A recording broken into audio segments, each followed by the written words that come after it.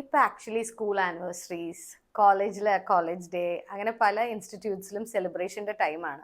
അപ്പോൾ എപ്പോഴും സാരീസ് അന്വേഷിച്ചിട്ട് ടീച്ചേഴ്സ് ആയാലും കൊളീഗ്സ് ആയാലും എല്ലാവരും ഒരുമിച്ച് വരാറുണ്ട്. അവർക്കൊരു സൊല്യൂഷൻ ആയിരിക്കണം എൻ്റെ കയ്യിലിരിക്കുന്ന ഈ സാരി. ആക്ച്വലി ഇത് ഡമ്മിമേ ഡ്രേപ്പ് ചെയ്തിരുന്നേ.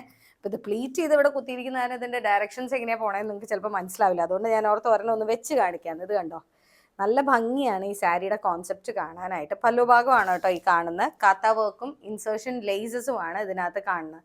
ചെറിയൊരു കോൺട്രാസ്റ്റിംഗ് ത്രെഡിലാണ് ചെയ്തിരിക്കുന്നത്. ഇത് കണ്ടോ, ഫ്രണ്ടിലേക്ക് ഇതൊരു ട്രയാങ്കിൾ ഫോമിലാണ് വരുന്നത്. പ്ലീറ്റ് ചെയ്ത് കൊടുത്താലും നല്ല ഭംഗിയാണ്.